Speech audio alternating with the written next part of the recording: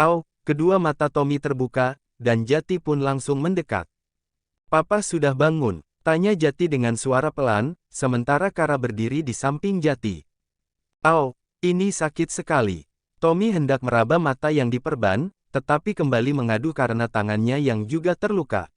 Sehingga tidak bisa mengetahui apa yang terjadi dengan dirinya. Jangan dipaksa Pak kalau memang sakit. Jati menahan tangan Tommy agar tidak memegang matanya yang baru saja dioperasi. Tommy pun mengikuti ucapan Jati, ia langsung menatap ke sekeliling ruangan, yang hanya ada Jati dan juga Kara, tetapi seperti biasanya Kara lebih banyak diam. Begitupun Jati juga kembali diam ketika papahnya mengamati dirinya. Kenapa aku ada di sini? Tanya Tommy dengan sesekali meringis merasakan rasa sakit yang luar biasa di kaki, tangan dan juga matanya. Papa kecelakaan. Apa papa masih ingat kenapa bisa papa kecelakaan? Tanya Jati, mengikuti saran dari polisi yang mana lebih cepat Jati tahu apa yang terjadi antara Tommy dan Tuti, istri mudanya. Mendengar pertanyaan Jati, Tommy pun langsung menunduk seolah sedang mengingat-ingat dengan apa yang terjadi. Setahu Jati, papa dan Tuti sedang bulan madu di Bali, tapi kenapa wanita itu tidak ada dengan papa?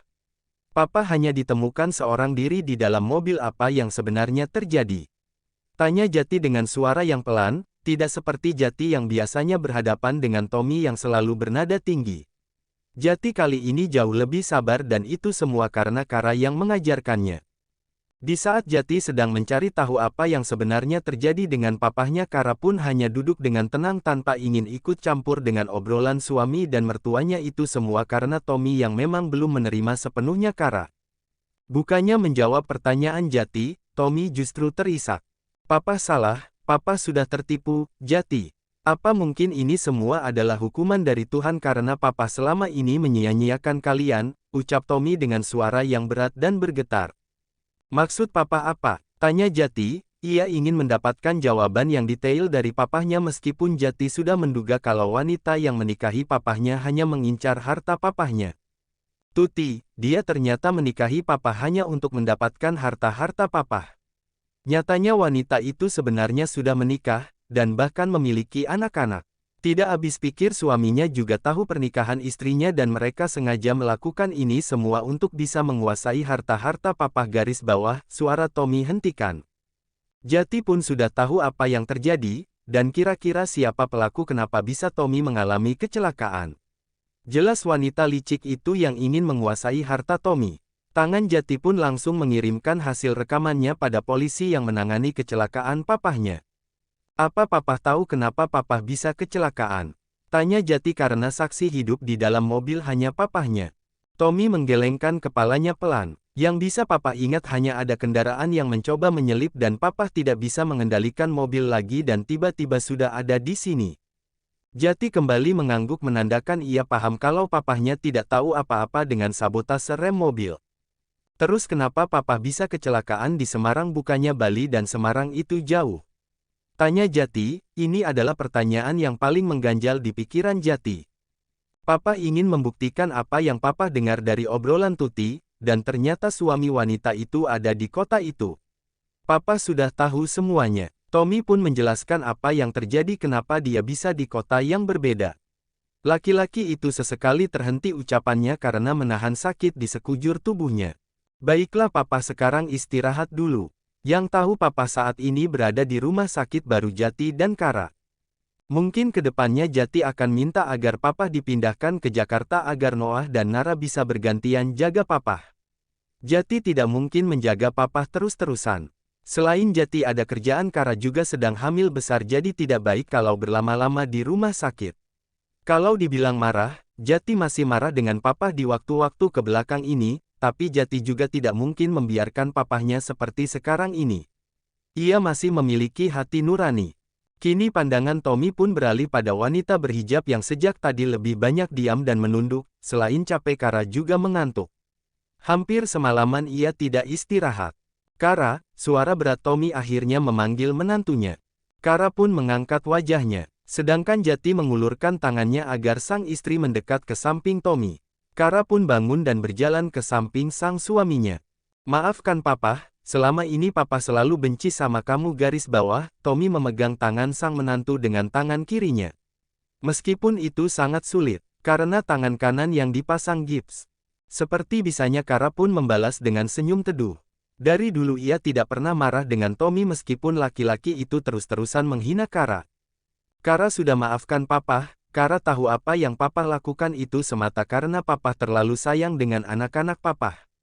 Sebisa mungkin Kara berbicara yang baik-baik dan tanpa membuat sakit hati baik Tommy maupun suaminya. Tommy pun mengulas senyum tipis meskipun tidak begitu terlihat. Terima kasih. Pantas saja Jati lebih memilih kamu, itu karena kamu baik. Papa malu karena sudah jahat dengan kalian tapi saat papa seperti ini kalianlah yang ada di pihak papa. Bahkan menjaga papa. Tommy kembali merasa bersalah karena selama ini terlalu egois, tanpa disadari sudah 1 minggu Tommy dirawat di rumah sakit. Sesuai permintaan Jati, kini Tommy pun sudah dipindahkan ke rumah sakit di kota Jakarta, dan untuk penjagaan pun bergantian dilakukan oleh 3 anak-anaknya, dan 1 menantunya, bahkan adik-adik Kara pun sering ikut bantu jaga Tommy. Seperti malam ini jatah Nara yang berjaga setelah siang tadi Kara dan Jati yang menjaga sore hari dilanjutkan oleh Noah, dan untuk malam hari untuk Nara dan 2 timnya yaitu Diki dan Deva. Mereka bergantian karena memang ada kesibukan sendiri selain untuk bekerja Nara dan Noah juga harus sekolah. Meskipun Jati sudah melarang Noah dan Nara bekerja, tapi keduanya masih terlalu suka dengan membuat konten-konten sehingga mereka masih aktif membuat konten YouTube. Bukan hanya semata karena uang, tapi ada banyak penggemar yang menunggu konten mereka sehingga Nara dan Noah masih tetap menjalankan kegiatannya itu meskipun tidak sesering dulu. Sementara itu Iren sendiri kembali bekerja di teman suaminya hanya menggantikan Tommy selama laki-laki itu sakit, itu dia lakukan karena wanita itu sudah tidak memiliki saham di perusahaan suaminya.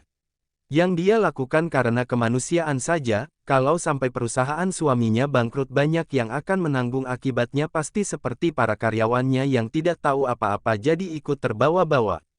Di ruangan VIP Nara dan 2 timnya pun terus belajar dengan sesekali bercanda. Sedangkan Tommy yang belum bisa tidur pun cukup terhibur dengan candaan Nara, Deva dan Diki.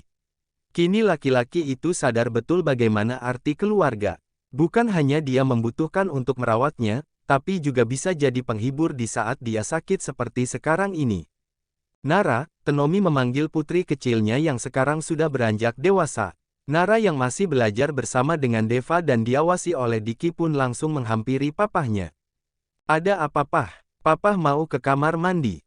Tanya Nara dengan suara pelan. Sama halnya dengan Jati, Nara juga sudah belajar memaafkan papahnya. Kini mereka menganggap kalau masalah ini adalah pelajaran untuk Tommy dan mereka akan memulai dengan kehidupan yang baru. Iya papa pengin buang air, tolong kamu panggilkan suster. Tommy tidak enak kalau Nara yang sudah beranjak dewasa membantunya ke kamar mandi dan melayani seperti Jati dan Noah. Biar Diki dan Deva yang bantu Om. Diki yang usianya hampir sama dengan Noah pun langsung bersiap membantu Tommy, dan Deva yang juga usianya hampir sama dengan Nara pun ikut membantu kakaknya yang mungkin butuh bantuan. Apa Om tidak merepotkan kalian nantinya? Tanya Tommy dengan berhati-hati. Tidak Om, sini Diki bantu, kalau nanti terasa sakit bilang ya. Ini pertama kalinya Diki membantu orang sakit.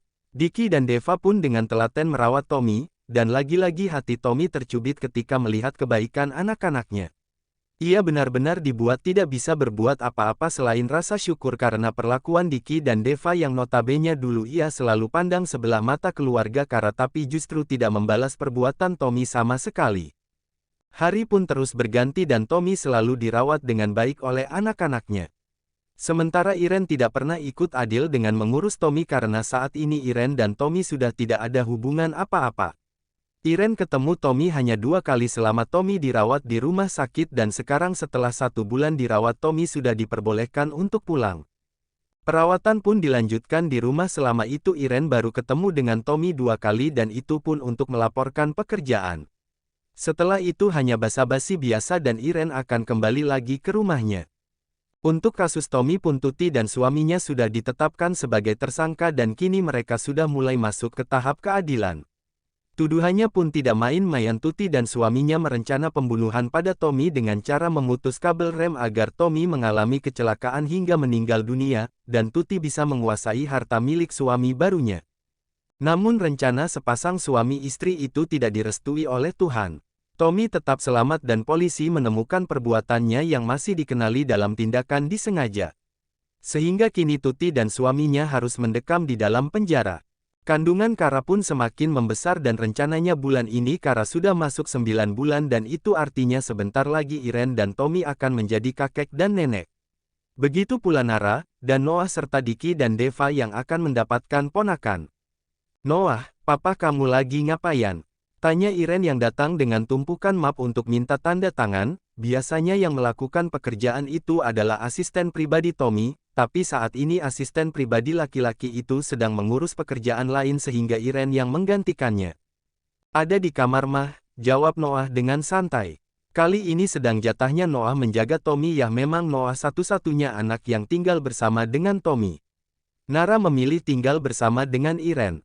Sedangkan Jati jelas dengan sang istri dan keluarga Kara. Irene pun masuk ke dalam kamar suaminya tentu setelah mengetuk pintu. Seperti sebelumnya setiap Irene masuk Tommy akan menatapnya dengan tatapan penyesalan. "Aku datang untuk mengantarkan ini, kamu segera tanda tangani. Asisten kamu sedang kerja di tempat lain," ucap Irene yang seolah tahu arti tatapan Tommy ingin membahas hubungan yang sudah kandas. "Maafkan aku. Gara-gara keras kepalaku kamu dan anak-anak jadi korbannya," ucap Tommy. Ini adalah obrolan pertama kali Tommy dan Irene yang cukup serius.